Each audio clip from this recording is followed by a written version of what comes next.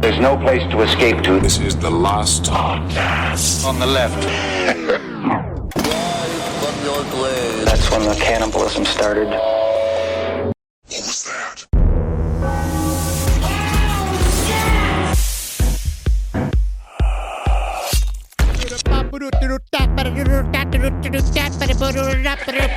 Molasses report. Breaking molasses news.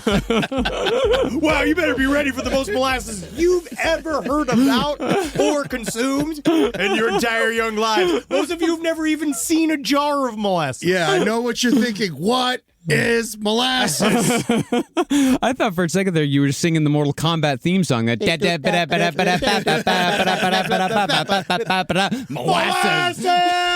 Welcome to the last podcast on the left, ladies and gentlemen. My name is Marcus Parks. I'm here with the thick with molasses, Henry Zabrowski. I view myself as the Raiden of molasses combat. I'm just missing my Chinese hat. That's all I gotta do. Zap, zap, you just got molasses. I'm Asian, I'm electric, I'm covered in molasses. And also, of course, the, I would say, pre-sticky Ed Larson. Yes, I am covered in goo in the future. Yes. And you know what I want to do when I thought of this? I want to change Jackie Onassis' name to Jackie Molasses because she was a little quicker. She would have got them brains back in that head. Yeah, she was a bit slow. She was a bit slow, but honestly, if her name was Jackie Molasses, I'd expect a little bit more of the gumption in the trunk. She was pretty thick. So. Well, the reason why we're talking about molasses is because today we are going to be covering the Great Molasses Flood of 1919. This is one of those topics we have hovered around for a long time. It's unusual, it's interesting, but also features a lot of the history of molasses. Yeah.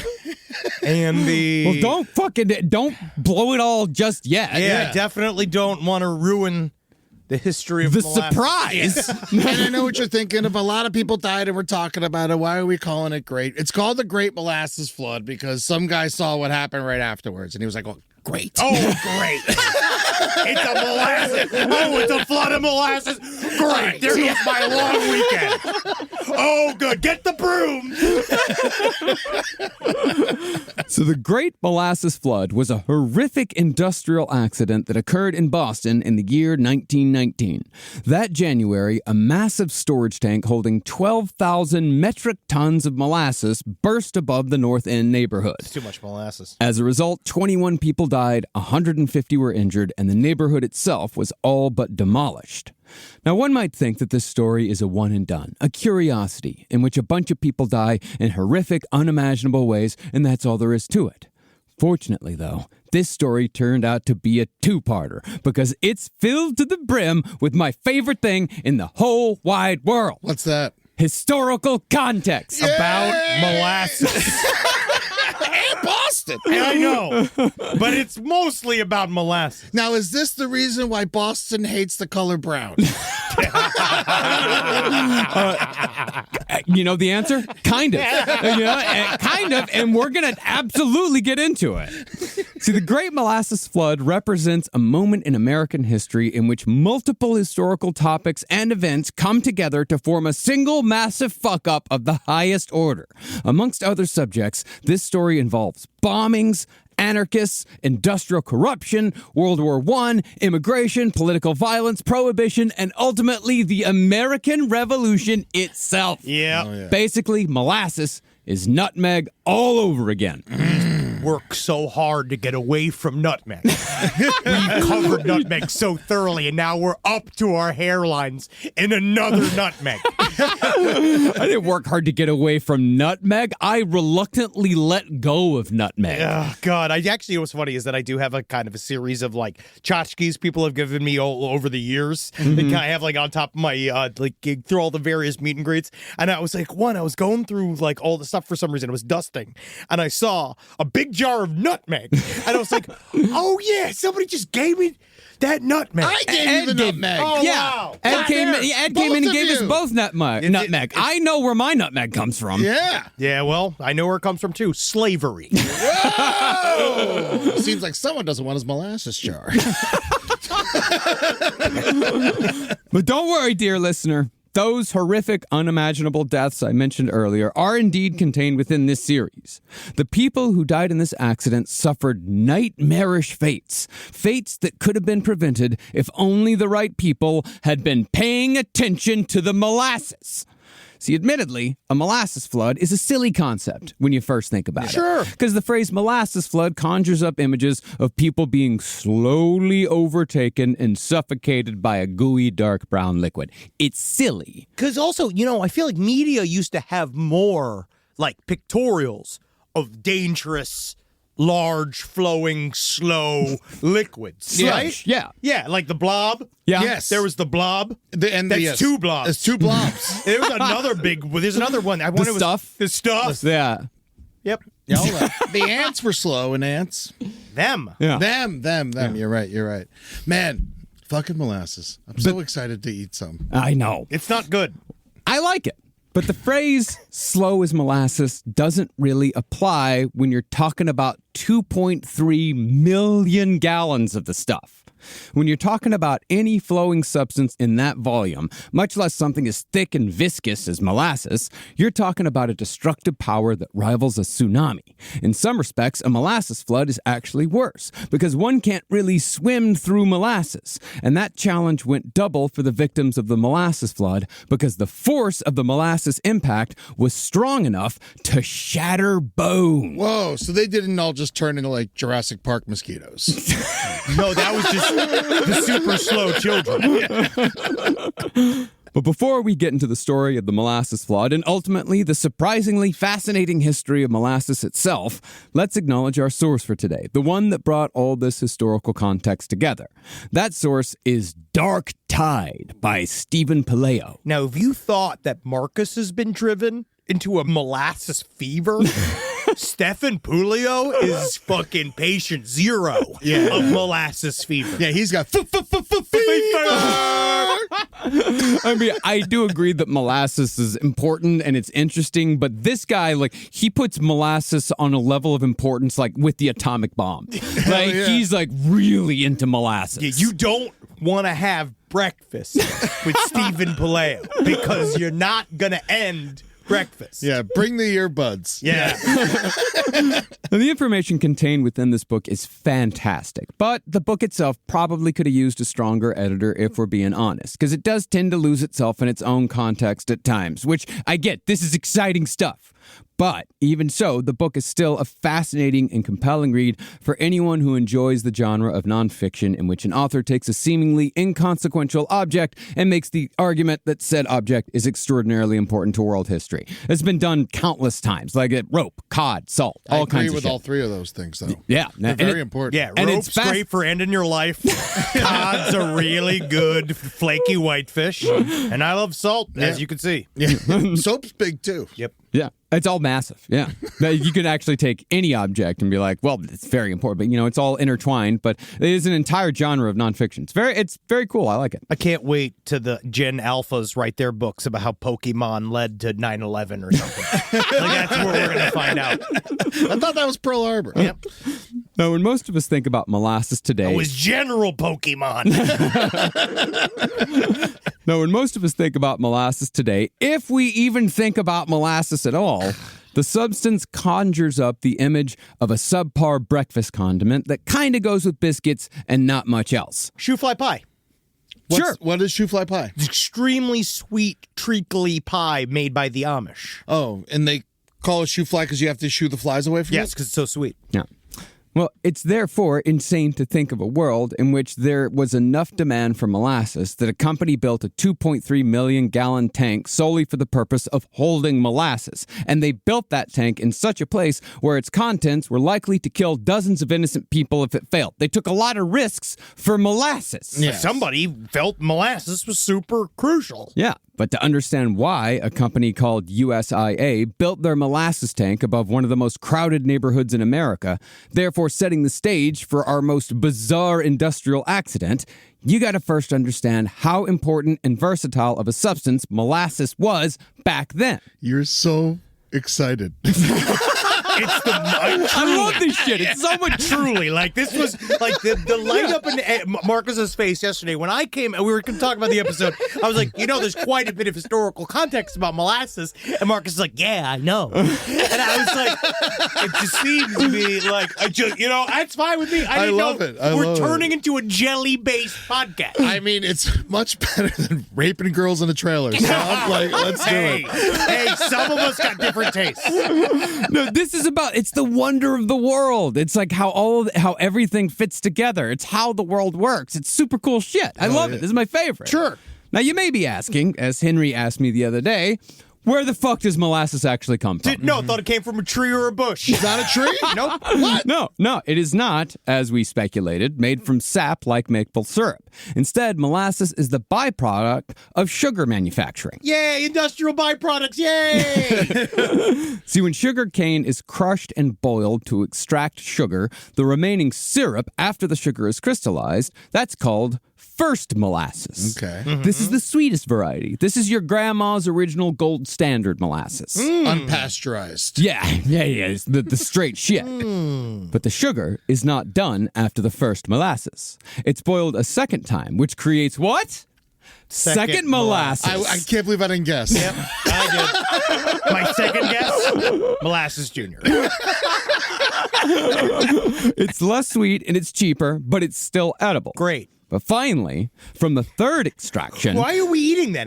Then why are we eating it? Because the first molasses? Second molasses. Well, we don't eat second molasses anymore. Why but do we make second molasses if it's not eaten or used? it was eaten and used back then, way back in like the 1600s when we first started making molasses. So you get your premier molasses? Premium molasses like that, that's what George Washington's eating. Yeah.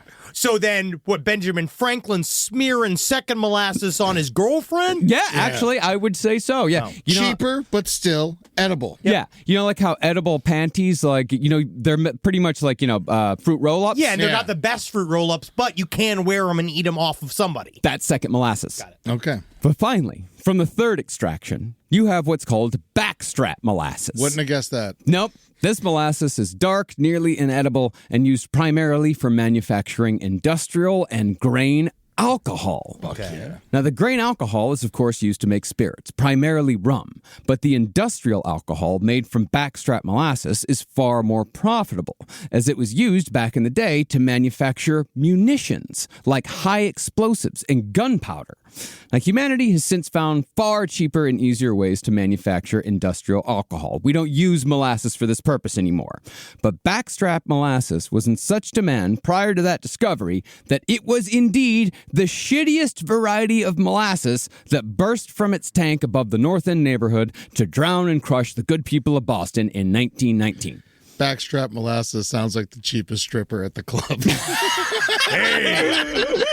Yeah, you want a lap dance? Yeah, you gotta hop on my lap. My name's Backstrap Molasses. Yeah, I got the thickest back here at Candy's. I'm here from noon until 3 on Mondays. I do the lunch shift, specifically. You want the soup? Yeah, have some soup. Here, look at my pussy. Backstrap Molasses.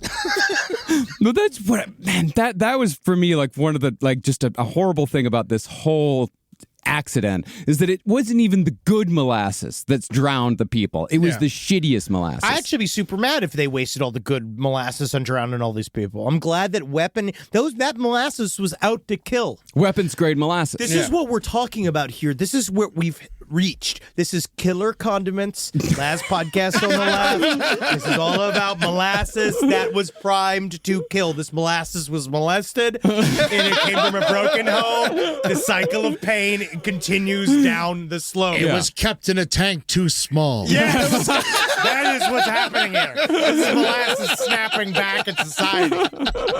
Rise from your grave.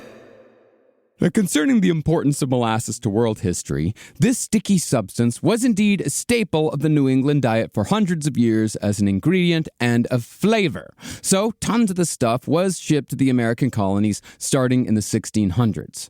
But back during colonial times, molasses was far more important to the economy of New England for its use in the production of rum. Now, our historians out there might know where I'm going with this, but rum was a massive cog in the machine that built the American slave trade. The trade cycle that went on here was that molasses was imported to New England from the West Indies. That's the Caribbean islands. We talked about the East Indies there. That was, when we talked, that was, Wake, Indonesia, all that. We're talking about the West Indies here. This is the Caribbean. Once the molasses was in New England, it was used to make rum. That rum would then be loaded into ships bound for Africa. The rum would then be traded to the Africans for the enslaved members of other tribes, and those slaves would then be taken and sold to plantation owners back in the Caribbean, so they could produce what else but more molasses. It almost seems like there's no point. I know. It is literally, they've created their own supply and demand system. No. This cycle came to be known as the Triangle of Trade, and it functioned as the backbone of New England's economy prior to the American Revolution. Now, the rum slave pipeline was so successful that it produced an excess of enslaved Africans, far more than any number of plantation or farms in the West Indies or New England could use combined. But, as we'll see again and again in this story, the molasses money was too fucking good to pump the brakes.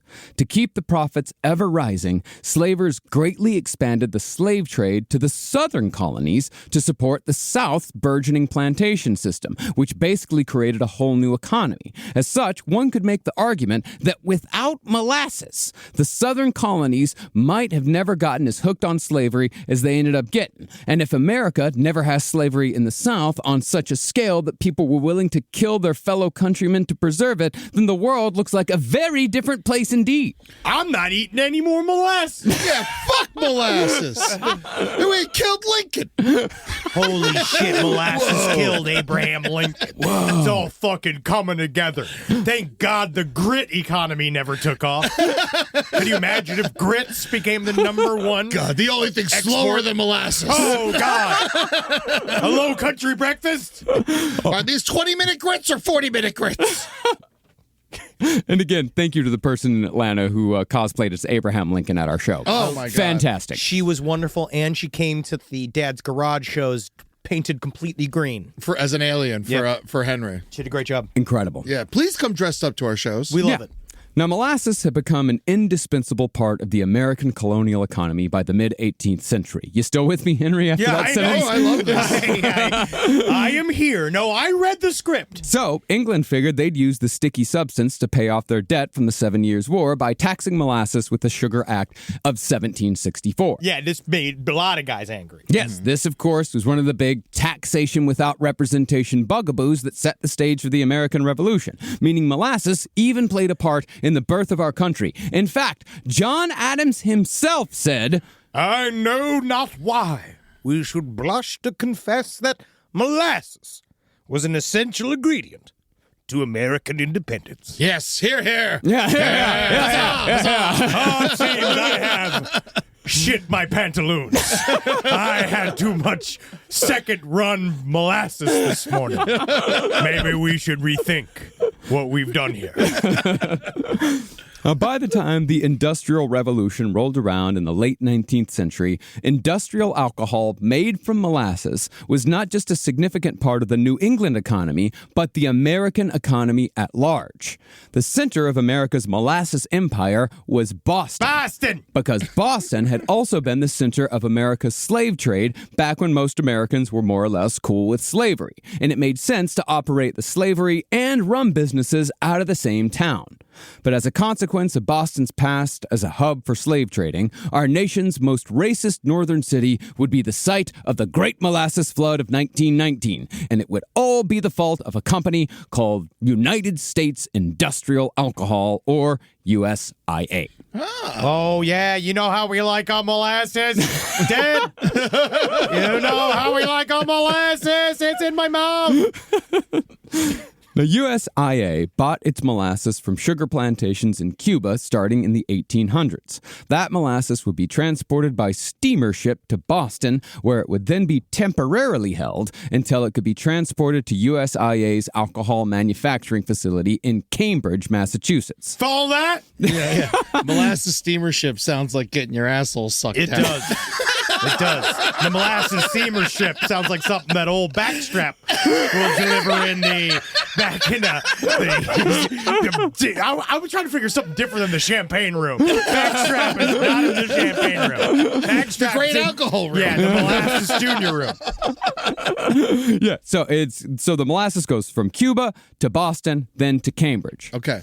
Now, by 1914, a small part of USIA's molasses was still being used to distill grain alcohol for rum, but the majority of the molasses was earmarked for the manufacture of industrial alcohol, the main use of which in 1914 was in producing munitions like dynamite and gunpowder. Now, 1914 was indeed an auspicious year for high explosives, because 1914 marked the beginning of World War I, and USIA was all set to make as much money as they possibly could from the carnage and misery begat from that war. Good for them. So began our great American legacy. Now, USIA was selling massive amounts of industrial alcohol made from molasses to European countries even before America became involved in World War I. But the company still had to rent relatively small storage tanks in Boston at great cost to hold their molasses until it could be transported to their facility in Cambridge. So, USIA figured that they could maximize their profits by building one single 50-foot tall monstrosity of a storage tank that they owned themselves, the largest tank in the region by far, capable of holding 2 million gallons of molasses at all times. I want you all to listen to me, boys. I have an idea. The biggest problem we have is holding the molasses. And I'd say, honestly, what holds the molasses better than anything else? A bucket. So what I was thinking, boys, now listen here. We build the world's biggest bucket. God damn it. I love this man. Yeah. I'm stuck to the seat. Now, the task of building this abomination was given to a sniveling middle manager named Arthur P. Gell. And I'm your bucket constructor. You gotta believe that bucket will be as big as I can get it. Gell was the treasurer for a subsidiary of USIA in Boston, but Gell was ambitious, and he had his heart set on a vice president spot in New York City at the parent company. If all went well with the construction of the industrial molasses tank, Gell believed that corporate slot could be his.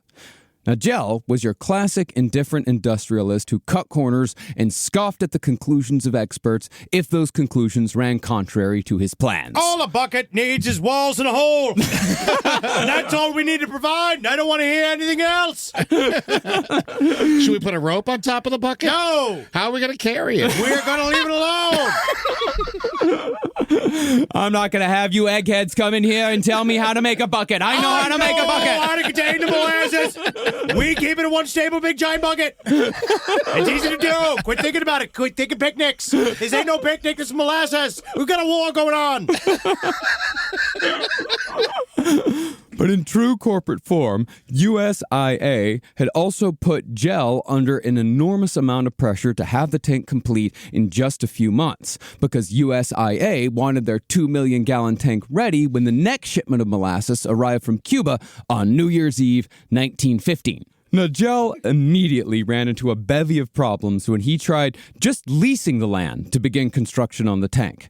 But the pressure only increased when a British luxury liner called the Lusitania was sunk by a German submarine off the coast of Ireland. This is where this show has finally touched tips with my high school history education. Yeah. That's the last thing I remember. It was Lusitania, yeah. Is that word. Yeah, that's the thing about high school history. It's like it always seems to end at World War One. I never got past World War One in any history class in high school. You run out of time. You always run out of time. Yeah, once you get the interesting parts, for so long, it's Benjamin Franklin did this, and this other guy did this. And it's been like, I want to know MacArthur. Yeah, well, I think that one of my history teachers, I think he was just stalling because he was a Vietnam vet who had obviously gotten really fucked up, and he did not want to make it to the 70s. Oh, wow, yeah, because then he'd have to start wrapping his head in a headband and fucking doing Russian roulette in front of the kids and marching the Asian ones down the hall and marching them back and forth. And he's indiscriminately.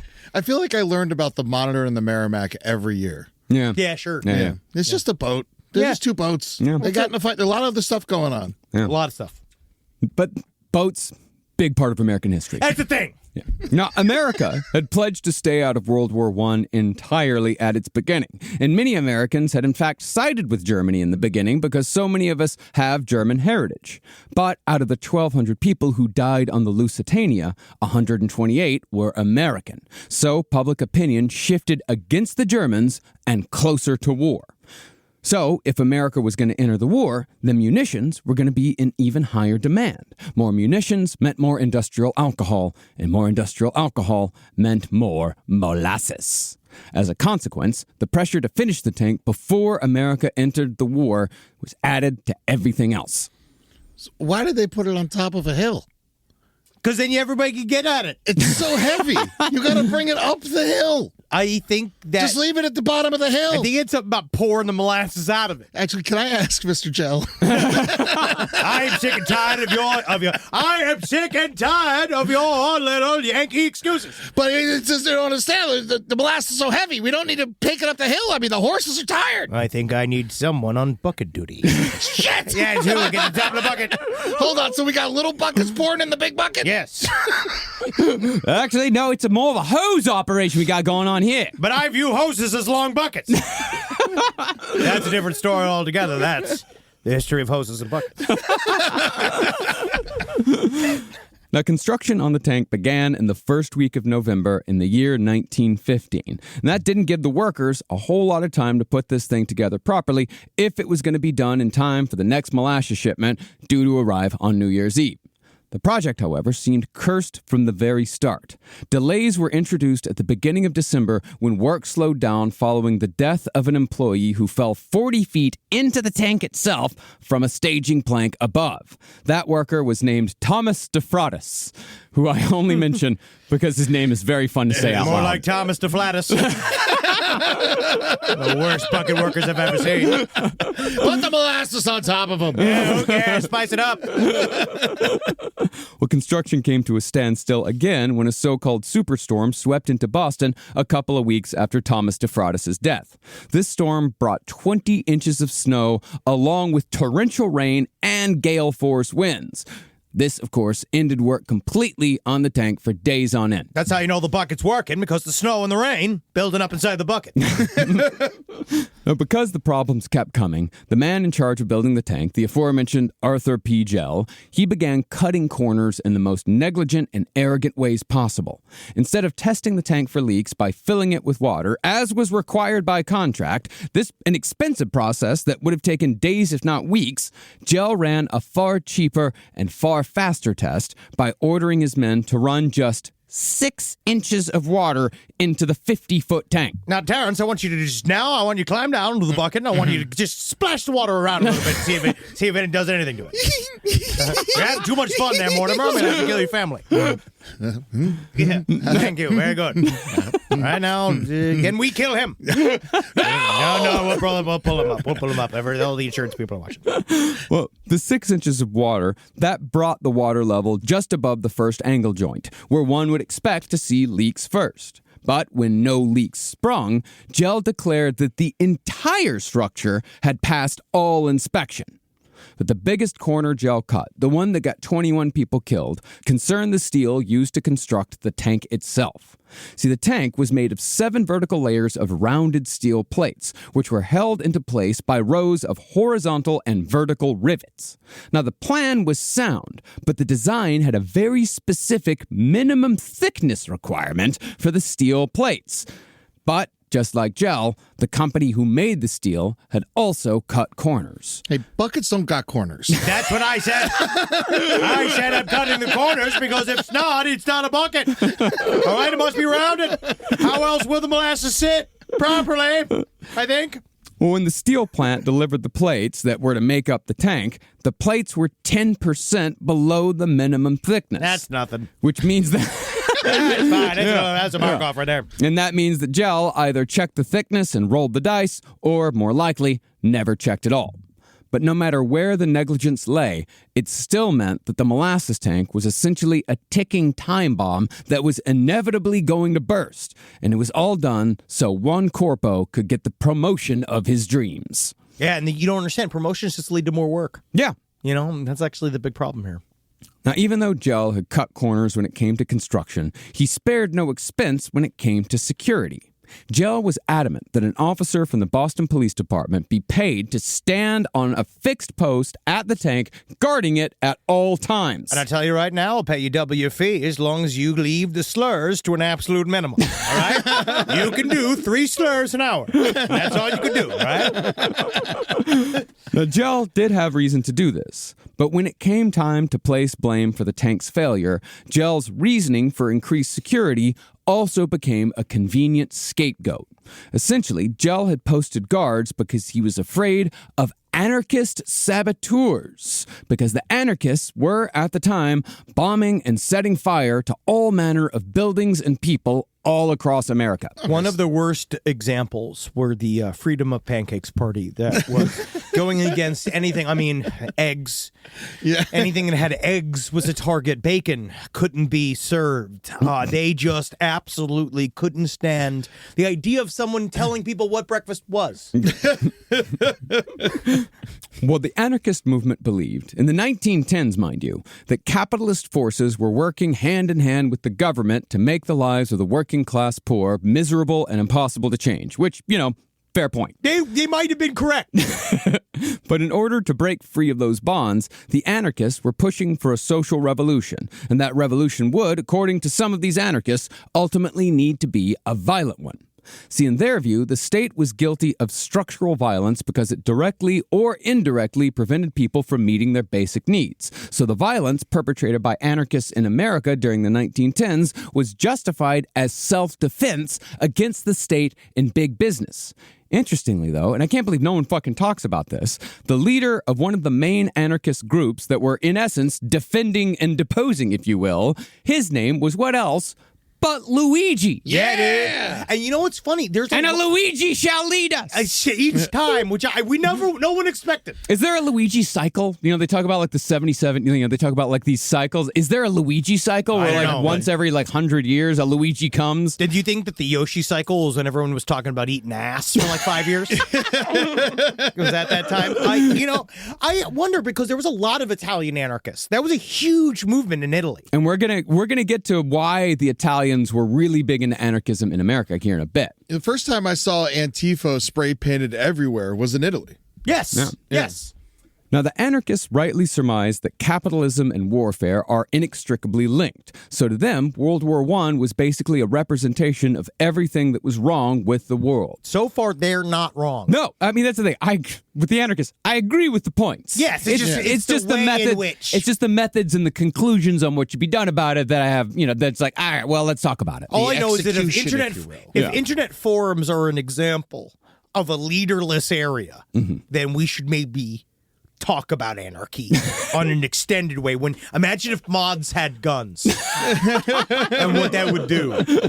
Yeah, well, that's the thing is that you shouldn't. That even in anarchy, the mods are useless. You should not have mods. But they would always say, don't they, doesn't anarchist groups have sort of like a communal understanding of society where there are decision makers? I don't know. There's like 9 different types of anarchists. Yes, I know. It's very complicated. It's extraordinarily complicated. And man, you think talking with a communist is tedious? I don't know. Yeah. I know. Oh man, one night in New York, I spent a night drinking with a communist and 2 anarchists, and it was the most tedious night of my life. And these are people you should just be doing drugs with. with. Yeah, You we know what were I mean? drinking. We Yeah. were definitely drinking, Yes. but the more we drank, the more tedious it got. It's hard. It's got to be a couple rules. That's hard. That's all. That's no rule.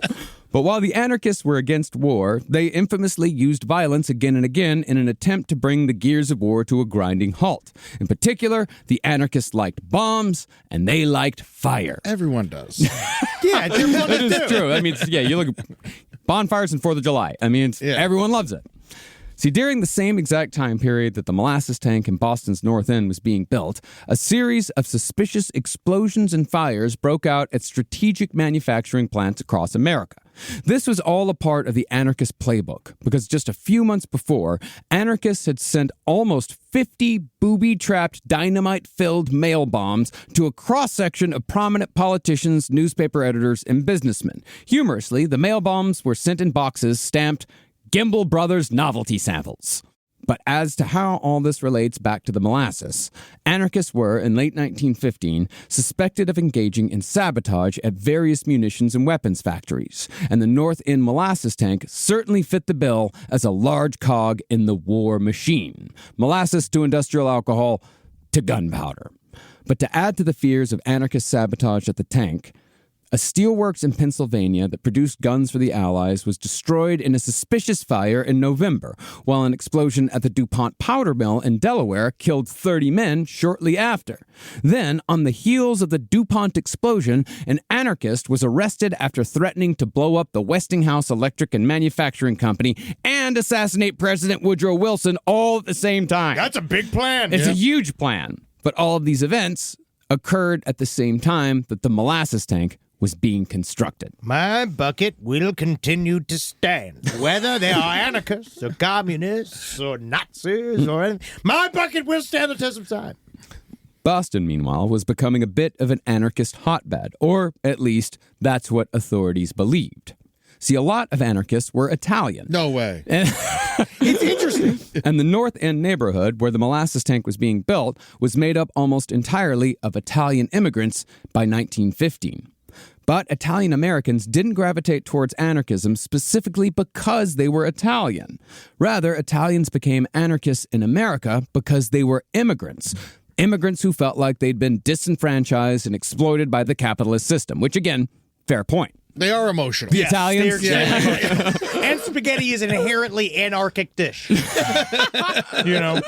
can't control spaghetti. But in addition to their exploitation, Italians were also the most vilified group of immigrants in America in the early 20th century. They were viewed by many other Americans as lazy, violent freeloaders who refused to learn English. As a result, Italians were the second most lynched population in America at the time. Now, the treatment that Italians received angered quite a few of them, and some turned to anarchism for answers. But most Italian immigrants, especially those in Boston's North End, they stayed out of politics completely. Those that stayed out of it were merely trying to forge a better life here in America, just like the vast majority of immigrants to America from every country ever.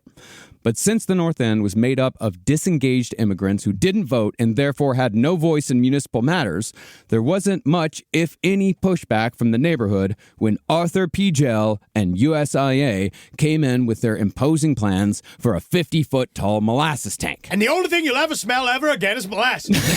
And that will be the smell of Boston. And now that'll be the only thing that Boston's ever known for ever again. The gallon of molasses. I mean, Boston baked beans. What do you think the main ingredient is? Beans. Molasses. Whoa. First it's beans. Where did the beans come from? Mexico. See, contrary to what you might think, the molasses flood was not an accident that occurred in some isolated industrial zone. It wasn't just workers that died here. Instead, this shoddily built tank was constructed atop one of the most crowded neighborhoods in the country. The North End at that time had the same population density as Calcutta.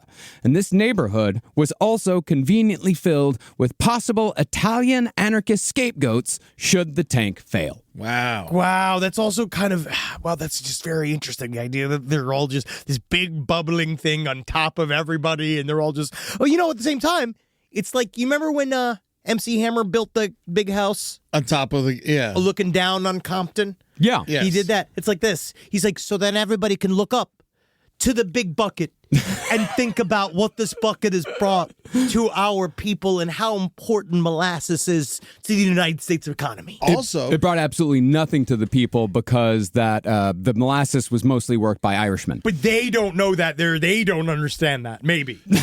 and if you're worried about anarchists blowing up your big bucket, put the big bucket in the middle of the anarchist neighborhood. They ain't going to blow it up. Exactly. Then they're going to start working, start understanding, oh my God, you're going to start flipping anarchists to capitalists every day, being like, this is what molasses can provide for you. This is the kind of future that molasses can bring to you and your families. Have you ever thought about coming to work for Big Bucket? I see your energy and I like what you do. Have you ever thought about working in the jelly industry? Rise from your grave. Now, despite all the setbacks Arthur P. Gell had faced during the construction of the molasses tank, he did indeed pull off the project in time to appease his bosses. When the steamer owned by the Cuba Distilling Company arrived full of molasses just before New Year's Eve in 1915, one day early, the newly constructed tank in the North End neighborhood easily took 13 feet of molasses without incident. Oh, yeah, she did. Backstrap can take 13, 19, 24, whatever. The worst. Honestly, one of the hardest afternoons I had is the one time I took 36 feet. I was walking crooked for a couple of days after that one. I tell you, I put the ass in molasses. You want some jerky? I have it here under my breast. It's nice and warm. Reconstituted. I really want someone to do some fan art of Backstrap molasses. I want to see Backstrap. I want to see Backstrap molasses in full. Like, I want to see that realized. Now, since the North End tank did not immediately explode upon its inaugural pouring, USIA declared it a success. This gave the company license to increase its production of industrial alcohol, thereby keeping up with the incredible munitions demands of World War I. Now, to give you an idea of how much money was on the table here, industrial alcohol made from molasses was, as I said, a key ingredient in the production of gunpowder. After America finally entered the war in April of 1917, this country produced more than 632 million pounds of gunpowder, equaling the combined production of England and France. You can't make that without industrial alcohol made from molasses. Now, at the same time that the USIA was making more and more money off the war, Boston's district attorney was becoming more and more worried about the anarchist threat, and he said so publicly. The DA claimed that Boston in particular was in grave danger from disturbances of, quote, anarchistic bands who hold nightly meetings to plan the eventual destruction of America from within, while our eyes were fixed on danger from without. Again, applying a lot of planning to the anarchists. Yeah. Saying that they're very organized. Well, they were organized and they did plan. But it's sort of like Satanists. When you try to put together a group of Satanists and everyone talks about, oh, these Satanist groups and Satanist covens and shit, where it's like, Satanists are like herding fucking cats with Reddit flair. Like, this is what we're talking about. Like, they are it's hard to put them together. I think if the anarchists planned less, they'd be more effective. Yeah, dude. That's with the fucking Agents of Chaos. Yeah. I think they tried that too. Yeah, sure. Hell yeah. Anarchists kind of try anything. Yeah, it's kind of cool. Then that way, that's cool. Yeah. I like them. I kind of think they're fun. I think they're fun. I'd like to hang out with them. Yeah. Hang out. It would be fun to do. But I am going to go home at night. Oh, very much so. To my wife. I'm not sleeping on a mat. I didn't want to attack me. I'm paying my bills. I'm paying my taxes. I'm still a small business owner, but at the same time, I like the energy. Yeah. Now, interestingly, it's actually quite difficult to tell which of the industrial accidents at munitions factories during World War I were the work of anarchists and which were merely the result of negligence from capitalist bosses like Arthur P. Gell. For example, 4 days after America declared war on Germany, 116 workers were killed in a massive explosion at the Eddystone Ammunition Corporation in Chester, Pennsylvania. Tragically, the staff at the plant was mostly made up of teenage girls, so they also made up the majority of the victims. Cute. I didn't know you could staff a munitions factory with the cast of brats. All the gossip there must have been brutal. Oh, yeah. Back then, the munitions factories were staffed by all manner of children. Yeah. Yeah. Back when kids had spines. Yes, they need the little fingers to get in the bullet case. Now they're allergic to gluten and shit. Back in the day, kids were building guns. Kids were awesome. Well, the blast had originated from the pellet room in the shrapnel building, which sounds like the most dangerous place on Earth in 1917, outside of the actual battlefields of World War I. Do you want to go talk to Tina and Tiffany? They're running the shrapnel building. I can definitely see two midriff girls showing here. Like, they got the candy necklaces and the big jeans. Are you in the pellet room today or the glass room? I'm in the shrapnel area. It's kind of cool. Something and Brad started working there. I work in screws and nails. I work in poison gas and bitch lumps. Bitch lumps is a whole new thing. But even though there was no proof of anarchist involvement in this explosion, which killed 116 people, the official line from the company and the police was that the Chester explosion was an inside job perpetrated by foreigner anarchists who'd suicide bombed themselves in an attempt to damage the war effort. Because that was kind of the problem with the anarchists at the time, because anytime something went wrong at a munitions factory or the bosses could always say, I was anarchist, and the public, for the most part, would be like, all right. Like, I get you. So this wasn't anarchist. This was just like them not doing their job right. As anger. As far as we know, it was probably just an accident. Yeah. Like, it was probably just, shitty conditions, things weren't safe, so on and so forth. But the corporations could always say, oh, no, we didn't fuck up. The anarchists were the ones who did this. It's super crucial. It's a great thing. And it's like, and that truly is an American tactic. Mm-hmm. Oh, yeah. Always have that scapegoat. Always have that enemy. Now, Arthur P. Gell did indeed receive that vice president promotion after he got the molasses tank built on time. But since he was the one who built it, Arthur P. Gell was also made the tank guy at USIA from there on out. As such, Gell seemed to take the protection of the tank very seriously.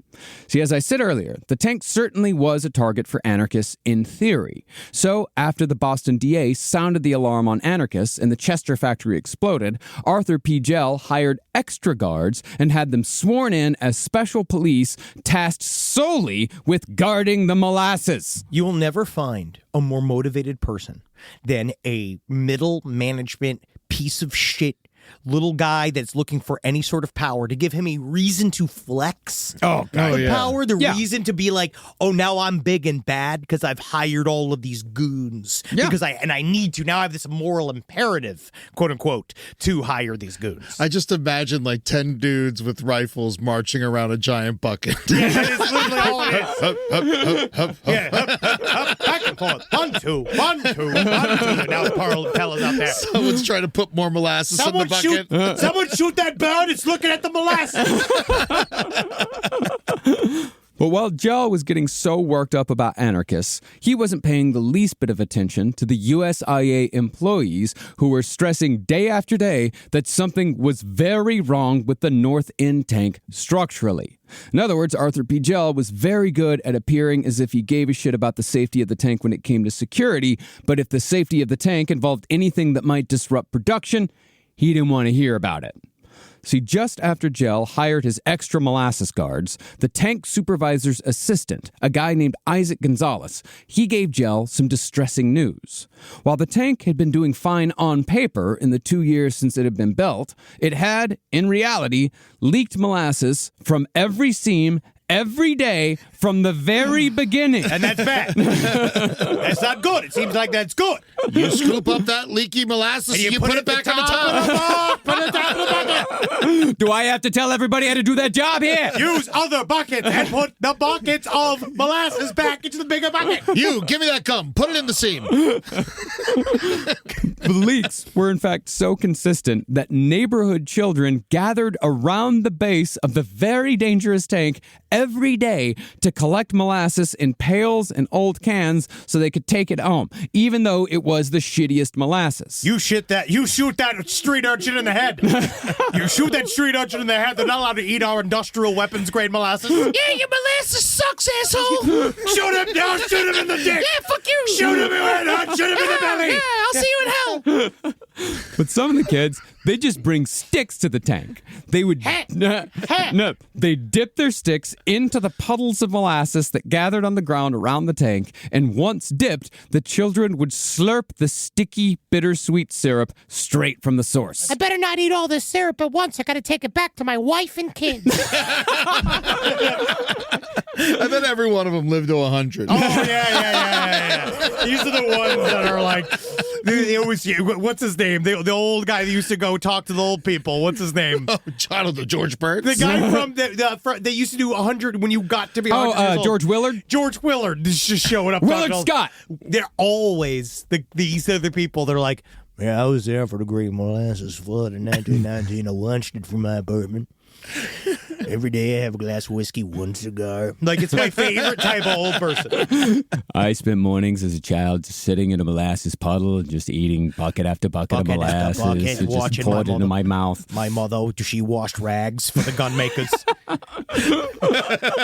love it. Now, by 1918, the leaks were only getting worse, because after production of industrial alcohol reached peak wartime levels that year, the tank reached its 2 million gallon limit 7 times.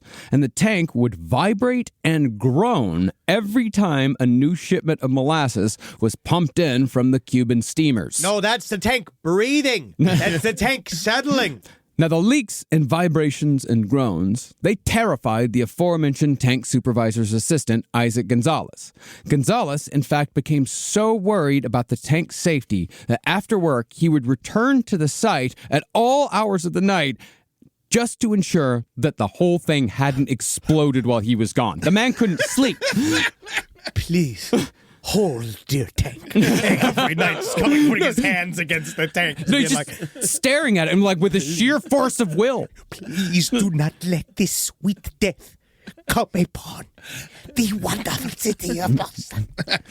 But in the end, all Gonzalez could personally do was spread sand around the base of the tank to keep the molasses from flowing too far into the neighborhood. Or he'd be sent out to chase off the kids when too many began gathering around the molasses puddles. This just reminds me of whoever was Gerard Depardieu's assistant for so long. You know what I mean? Just like every day, waking up every day being like, I pray to God Gerard hasn't pissed in another airplane. I pray to God. Tell me, Mr. Depardieu, tell me that you didn't attack another actress, did you? You know, filled with molasses. Now, with all his other duties, Gonzalez said that it was becoming impossible for him to take care of the increasing amounts of leaking molasses. So he went above his boss's head, straight to Arthur P. Gell to air his concerns. Predictably, though, even when Gonzalez brought flakes of rusty steel to Arthur P. Gell from inside the tank, proof that the structure was weakening, he threw the pieces of steel at him. Yeah. Gell, he's just sitting there going like, you know, smoking his long cigar. Yeah. No, Gell waved off his concerns. Gell told Gonzalez that some leaking was normal for any tank of that size. Everything leaks. You should follow me around for a day. You're worried about how that tank's leaking? You should see how I'm leaking. All right? You should worry about your own leaking. Plug it up. That's what I say. If it's leaking, plug it up. So Gell told Gonzalez that if he knew what was good for him, he'd best focus on keeping all those pesky Italian children from trespassing on USIA property. If I was you, I'd get a couple of other buckets we have to fill up the main bucket. Fill those buckets up with rigatoni. Leave them on the tree line. Let the kids attack the buckets of rigatoni. I think it's the only way to do it. We got to distract them. Attack the buckets of rigatoni, and then when you do you know what a Molotov cocktail is? Then you set them on fire one by one. No, all at once. I'm trying to tell you how to do this efficiently in the corporate USIA way. Now, Gonzalez was not the only person who noticed that something was wrong with the tank. Everyone did. It moaned. The tank was screaming. Gonna die soon. During the summer of 1918, a fellow worker said that it sounded as if the molasses was bubbling or boiling from the heat. And another worker said that he liked leaning against the tank because the vibrations caused by the movement of the molasses were strong enough to ease his back pain. It was his fucking massage chair. Yeah, my wife likes it too. Fabia, she rubs her clitoris against it. We're all loving the new tank, Mr. Gell. Everybody's coming by rubbing their butt on the vibrating tank. Nothing's wrong with it. Each one of these soldiers have come 3 times today. But Gel, meanwhile, again made a predictable, if pointedly aggressive move.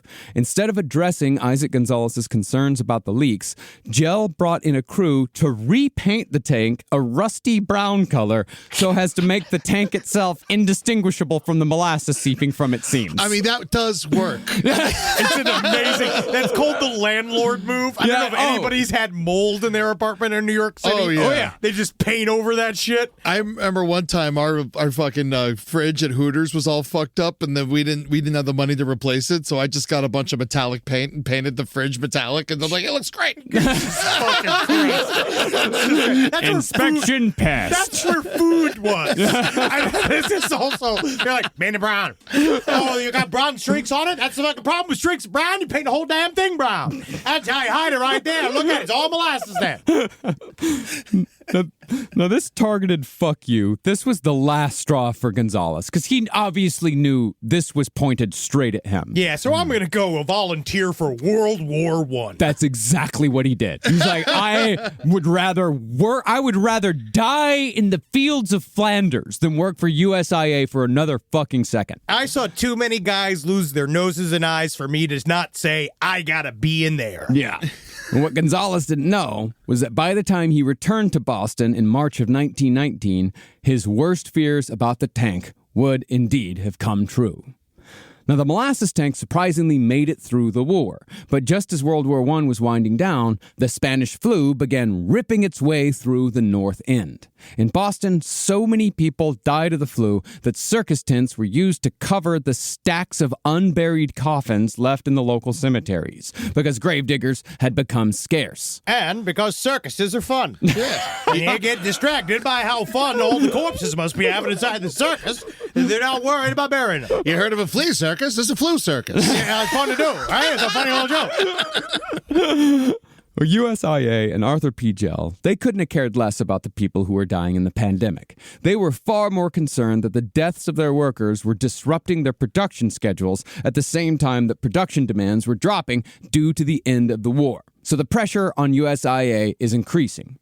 Now, the extra pressure being put on the tank for all those years as a result of munitions production, that would have probably subsided after the war, thereby saving dozens of lives and Boston's West End by dumb luck. But that wasn't how USIA wanted to play it. See, like any big corporation, USIA was desperate to keep its profits ever climbing at all times, no matter what. So the company's executives believed that their operation could switch back to producing grain alcohol for rum to keep the bottom line rising. But there was another major shift in American history that would contribute directly to a sudden and massive increase in the tank's capacity, and therefore the tank's destruction. That shift, ironically, was prohibition. Oh, Wow, that makes this is- so much sense. It's so funny how, like, it is just the truth. I know that we were making fun of you, but it is wild that all of this... One thing to the next, to the next, to the next. You can't explain what happened here without going all the way back to fucking 1600. Yeah, like, that's none of it amazing. makes sense. Right. Well, I didn't realize that until I was trying to tell Eddie about it on the other day, and he just kept asking questions. Oh, no, it's the problem. This is the issue. You can just say a man built a bucket that failed. Yeah. You know what I mean? Like, you can just say that, but it doesn't really make sense. Now, the temperance movement had been trying to ban alcohol in America since 1893, but this movement finally found its footing during World War I. Anti-German sentiment had swept the nation during the war. And since the majority of beer brewers had German heritage, the temperance movement successfully used the war to further prohibition. They would say, a glass of beer is a glass for the Kaiser. So, ban alcohol. We already beat him. Leave us alone. No, but then, prohibition was a massive mistake. They had gotten people over to their side during the war. So by the time the war was over, there were already all these people that were like, yeah, prohibition. Sounds like a fucking great idea. Let's do it.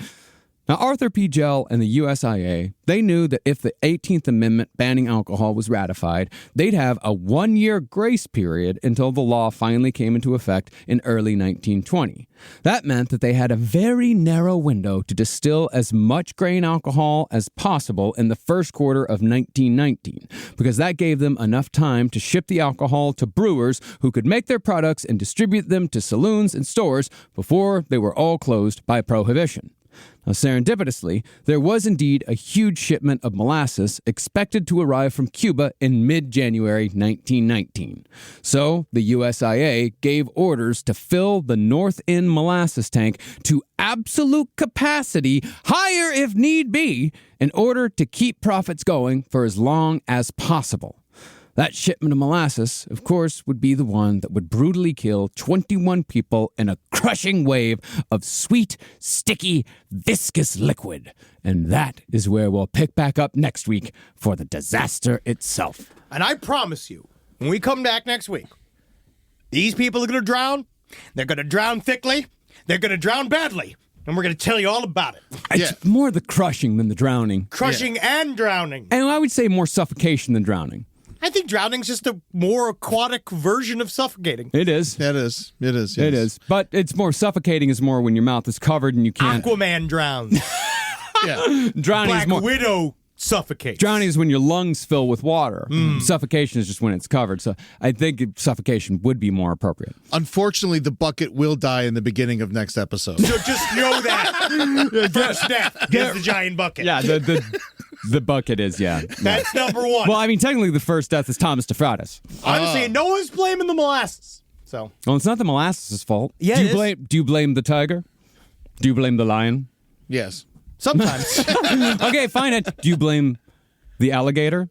Yeah. Do you blame the orca? Yeah. He's just like blaming things. He's like blaming things. That's true. He does like assigning blame. All yeah. this talk about thicky brown liquid is really making me have to take an absolutely massive shit. Oh, nice. Well, patreon.com/lastpodcast on the left. You can go join our Patreon if you want to see the pained look on Henry's face right now as he keeps that turtle head in. I am my own giant Boston-based bucket. You can also I am watch. chock full to the brim with human-made molasses. You know, the more jokes you make, the longer this is going to take. I know. You can also watch Last Stream on the Left live if you are a Patreon member. That is every Tuesday at 6 p.m. PST. Don't forget to follow us on our socials at LP on the Left on TikTok and Instagram. And don't forget to go check out all our new YouTube channels. Someplace underneath, LPN Romantasy, Who's the Bee, The Foreign Report, No Dogs in Space, and of course, LPN TV at large for those wonderful, wonderful programs like Funhouse and HGX2. We're all coming back to, so you know, we have a bunch of announcements also coming up of material that we're currently working on that I think you're really going to fucking like. Trying some new shit. Got some cool shit coming up. And don't forget to come see us on tour. Can't wait to see y'all out there. Yeah, baby. Across Thanks. America. We'll see you tonight at Wise Guys in Salt Lake City. Nope. Yeah. Well, Nope. that's if they, next depends. week. Depends on who they are. Yeah, it depends on who depends. But, we are coming to Charlotte, Durham, St. Paul, Milwaukee, Oakland, Cleveland, and Portland this year. So come see us on the road. You can get tickets at lastpodcastontheleft.com. Yeah, go to lastpodcastontheleft.com and follow the ticket link from there. I think we need to make a PSA. The people out there need to understand in America how to buy concert tickets. Yes. Don't Yes. just click on the first link that comes up because it's going to be the crazy expensive one. Go find the venue website. Go to the actual Yes. artist website first and then follow that link from there and get reasonable prices for your tickets. Because we can't fight StubHub. I don't know what to do about that. Yeah, StubHub, event, all of them. Like, all the fucking middlemen. We can't fight it. We can't do... We can only do what we can do, which is tell you, go to the website. And please come see us out on the road. Because we love doing but performing live. And we love it, absolutely. Hail, sweet Satan. I love you. No, and Hugin. Hail Backstrap Molasses. Yeah, love her. Yeah, hell my big ass. I picked up another shift. Wednesdays, noon to 6. Hey, what if I just shit on you?